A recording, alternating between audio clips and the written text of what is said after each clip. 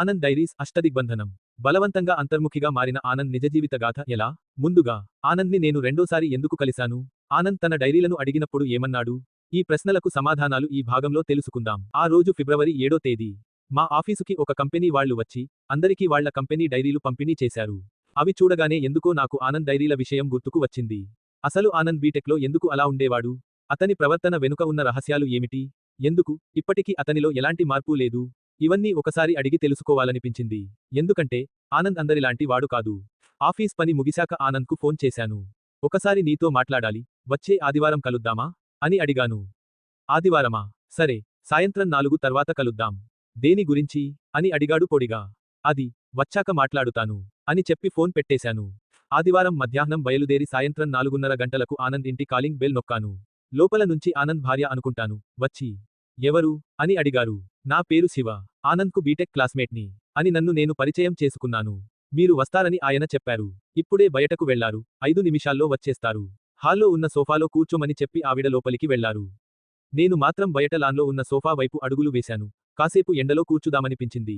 College రోజుల్లో మా బ్యాచ్లో అందరం ఆనంద్ను పెళ్లి చేసుకునే అమ్మాయి చాలా అదృష్టవంతురాలు అవుతుందని అనుకునేవాళ్లం. ఇప్పుడు ఆ విషయం గుర్తుకు వచ్చింది. బయట లాన్లో కూర్చున్న తర్వాత ఇంటిని గమనించడం మొదలు పెట్టాను. హాల్ చాలా విశాలంగా, శుభ్రంగా ఉంది. వస్తువులు కూడా పెద్దగా కొనిపెట్టినట్టుగా కనిపించలేదు. ఒక మాటలో చెప్పాలంటే, చూడడానికి పెద్ద ఇల్లులా కనిపించిన అద్దె ఇంట్లో ఉన్నట్లుగా అనిపించింది. చాలా కాలం తర్వాత తన ఊరిలో పాత స్నేహితుడిని కలిస్తే, సాధారణంగా ఎవరైనా వీలుంటే ఒకసారి ఇంటికి భోజనానికి రా అని ఆహ్వానిస్తారు. కానీ ఆనంద్ అలా పిలవలేదు. ఫోన్ చేసి ఆదివారం నీతో మాట్లాడడానికి వస్తానని చెప్పినా సరే, కనీసం మర్యాదకైనా రమ్మనలేదు. అంటే ఇక్కడ నేను చెప్పదలుచుకున్నది భోజనం గురించి కాదు. ఇంకెంతకాలం అతను ఇలానే ఎవరితోనూ కలవకుండా ఉంటాడు? ఇంకెప్పుడు తనలో మార్పు వస్తుంది అన్నదే నా ఆవేదన. నేను వస్తున్నానని తెలిసి ఆనంద్ బయటికి వెళ్లాడా అని ఒక క్షణం సందేహం కూడా కలిగింది. కాని అలా బయటికి వెళ్లే వ్యక్తి కాదే. ఓ 10 నిమిషాల తరువాత బయట గేటు తెరుచుకున్న శబ్దం వినిపించింది. బజార్ నుంచి ఆనంద్ చేతిలో ఒక కవరుతో వచ్చి, నన్ను చూసి హాయ్ అంటూ పలకరించాడు. బహుశా నువ్వు ఇప్పుడు రాకపోవచ్చని అనుకున్నాను. నా భార్య, మీ ఫ్రెండ్ వస్తున్నారు కదా, ఏవైనా స్నాక్స్ తీసుకురండి అని చెప్పడంతో వెళ్లాను. లోపలికి వెళ్దాంరా శివ అని అన్నాడు. ఇద్దరం కలిసి లోపలికి వెళ్లాము. తన చేతిలో ఉన్న కవర్తో ఆనంద్ వంటగది వైపు అడుగులు వేశాడు.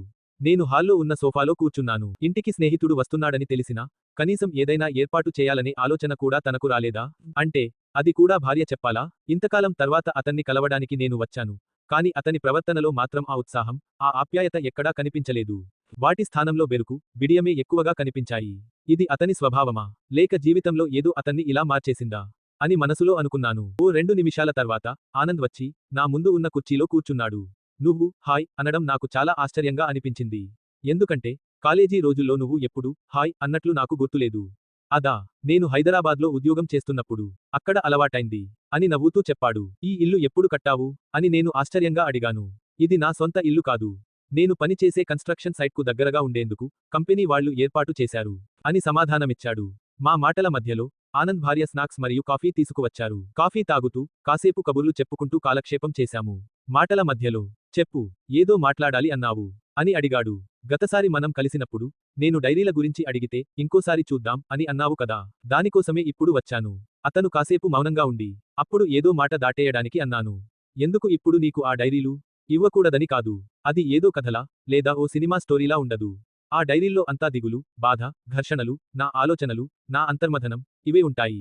ఒక్కసారి ఆలోచించు అని హెచ్చరించినట్లుగా చెప్పాడు. నువ్వు బీటెక్లో అలా ఎందుకు ఉన్నావో, ఇప్పటికీ ఎందుకు ఇలా ఉన్నావో, ఏ కారణాల వల్ల నీ ప్రవర్తన అందరిలా ఉండేది కాదో, ఏ కారణాల వల్ల నువ్వు ఒంటరిగా ఉండేవాడివో, ఆ కారణాలు తెలుసుకోవాలనేదే నా రాకకు గల ముఖ్య కారణం అని అన్నాను. దానికి సరే, నీ ఇష్టం. ఒక్క నిమిషం అని లోపలికి వెళ్లాడు. చివరిగా ఆనంద్ లోపలికి వెళ్లిన తర్వాత హాల్లో ఒక్కసారిగా నిశ్శబ్దం అలుముకుంది.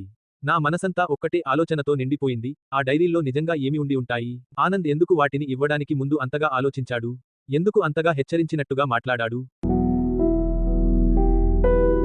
వీక్షకులకు ఒక ప్రశ్న.